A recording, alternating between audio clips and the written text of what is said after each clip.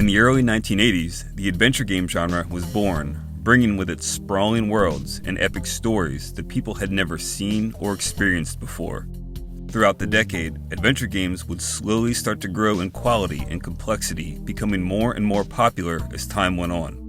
In the early 90s, the genre really started to hit its stride with innovative and higher budget titles like The Secret of Monkey Island, King's Quest V, and The Seventh Guest hitting store shelves.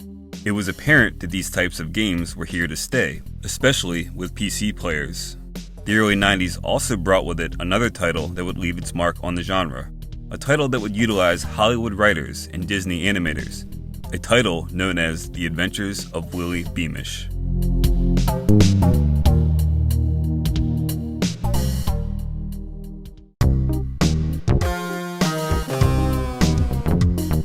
In 1984, a young Jeff Tunnell and Damon Sly founded Dynamix, a game development studio that would go on to create many titles for various PC platforms over the years. Throughout the 80s, they would develop original games like MechWarrior and Project Firestar, as well as licensed titles including Ghostbusters 2 and Die Hard. As time went on, the company started to become well known for its flight sim, racing, and action titles. Around 1990, though, Dynamix decided to create an adventure game development system and try its hand at the up-and-coming, story-heavy genre that had been gaining popularity, with founder Jeff Tunnell overseeing this new project as its director. The project would later go on to be titled Rise of the Dragon.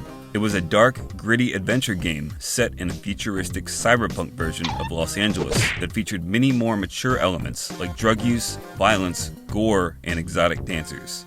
The title was well received by critics and would become a commercial success for Dynamix. Shortly after Rise of the Dragon's release, however, the company would be purchased by Sierra, another video game developer and publisher that had been growing substantially throughout the 80s, with adventure games being one of its largest products. Sierra had taken an interest in Rise of the Dragon's success, but it was even more keen on acquiring Dynamix's new 3D flight sims like Red Baron. Not too long after Sierra's purchase was finalized, Tunnell would go on to create their second adventure game, Heart of China.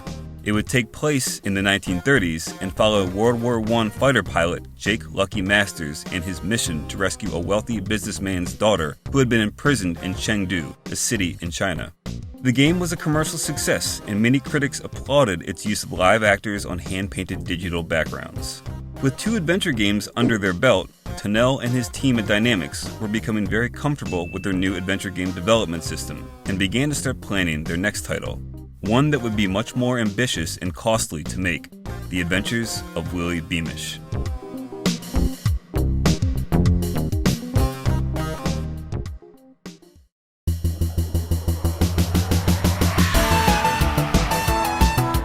When development on Willy Beamish began, it was decided that it would go in a much different direction than Tunnell's previous adventure games, ditching the more dark and mature themes and going with something a bit more lighthearted and colorful. The game would heavily embrace the style of popular Saturday morning cartoons and theatrical animated films. This new direction would require a different and much larger team than what Dynamix's previous titles had needed.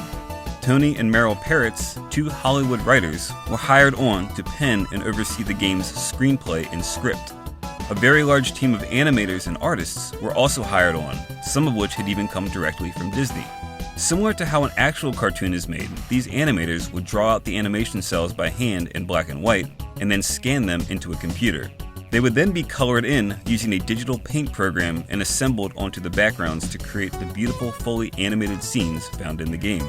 The Adventures of Willy Beamish was one of the earliest games to utilize hand-drawn animation cells to bring its story to life, and would end up being a tremendous amount of work for Tunnell and his team. Their hard work would pay off though, as the title would be deemed a success and helped innovate and inspire future adventure games. The entirety of the game is split up into 4 separate days, with Willy returning home and falling asleep in his bed at the end of each one. The story starts off on the final day of school before summer vacation begins, with Willy in detention after his frog Horny leaps out of his backpack at the school assembly and knocks the principal's toupee right off his head. Over the course of the game's story, you'll need to choose between different dialogue options to best deal with each situation Willy finds himself in. Players will also acquire an inventory of items throughout the game that can be used to interact with the environments and different characters to help get Willy out of some of these sticky situations he finds himself in.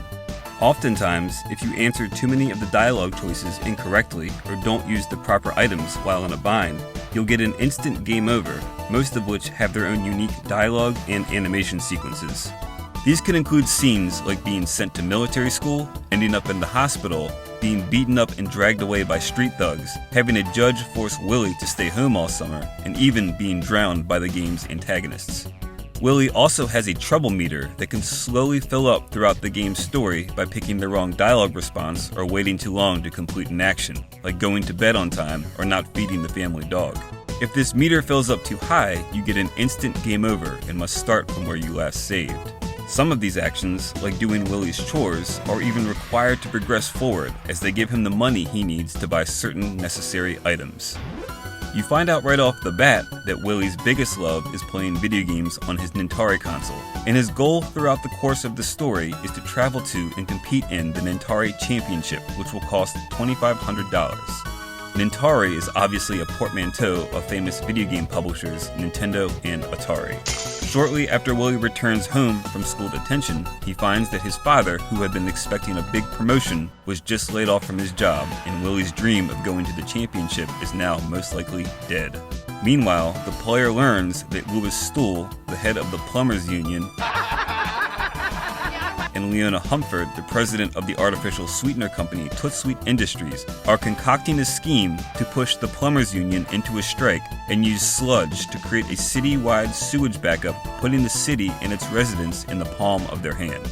They just need a patsy they can blame everything on later to take the fall in their place, so they advertise a new job opening disguised as Toot Sweet's new VP of Public Relations.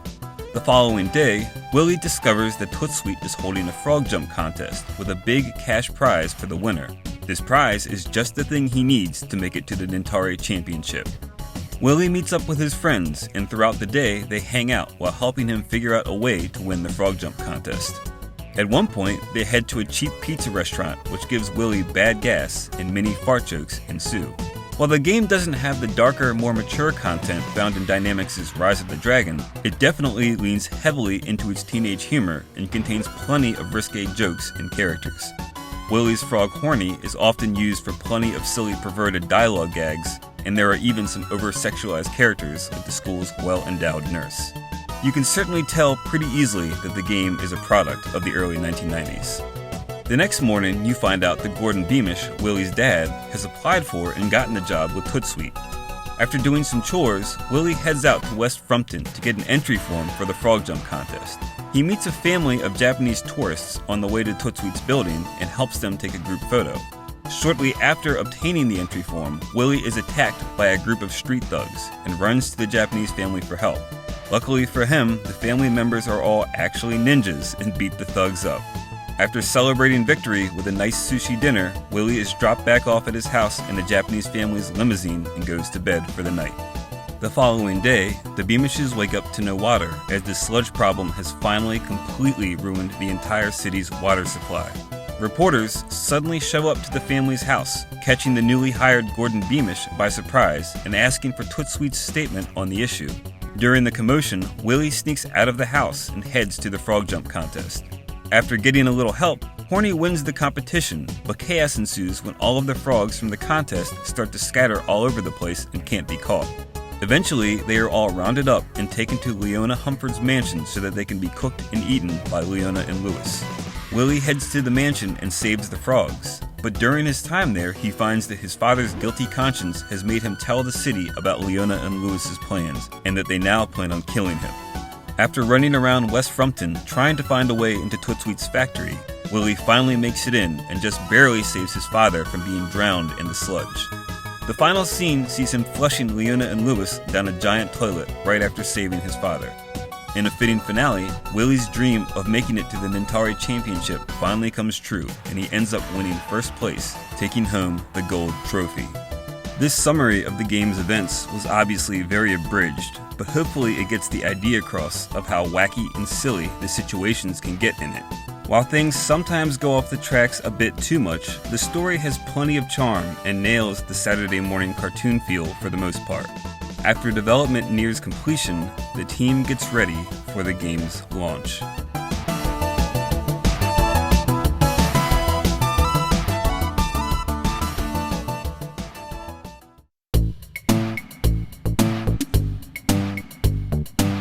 The Adventures of Willy Beamish would launch in 1991 for both DOS and Amiga and go on to become a big hit for Jeff Tunnell and Dynamix. Early copies of the game even included a mail-in offer for a free Willy Beamish watch.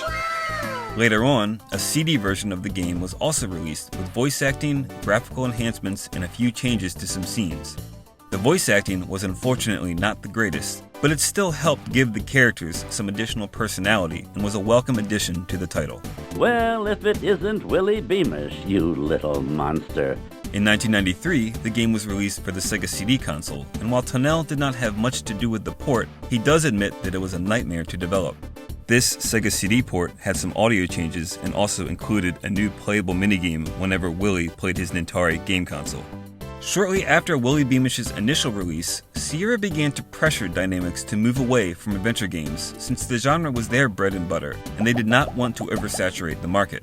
Tunnell had already started to brainstorm some ideas for a sequel, but he had found himself starting to become burnt out on story-based games, and had no problem relenting his efforts to Sierra's pushback.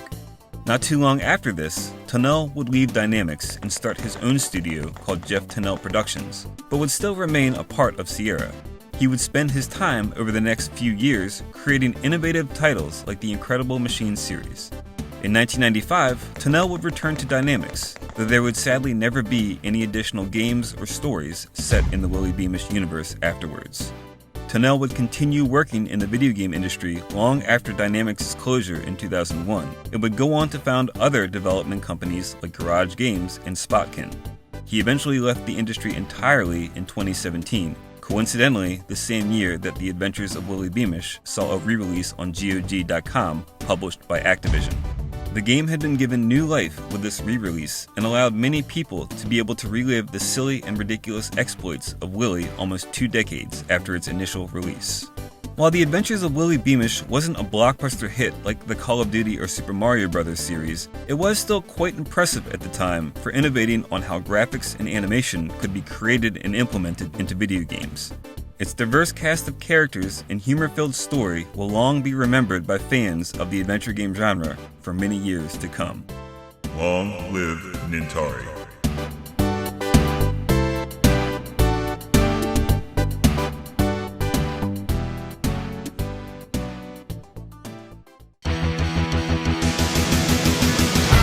Hey, appreciate you watching all the way to the end. Willy Beamish was one of those games I look fondly back on, but I know it's not super popular. I always tried to play it on my computer, my family's computer, but I could never run it because my family's computer wasn't strong enough. So I would always go to my buddy's house and watch him play it, along with like King's Quest and Legend of Kyrandia and Space Quest, Leisure Suit Larry, all those old Sierra games. But really just interesting game. Love the animation, and it's really hard. I forgot how hard adventure games in the 80s and 90s were, and just how abstract and obtuse they are. So I don't know if I can recommend you playing this one per se. I don't know if you'll enjoy this unless you really like dig that 1990s like early adventure game aesthetic. But it is very hard, and it will take you a long time to get through with no guide. But if you want to go through it with a guide, pretty cheap. You can pick it up relatively inexpensive, and it's a fun trip down the history of adventure games. So thanks again for watching. I hope you guys enjoyed the video, and I'll see you around for the next one. Bye.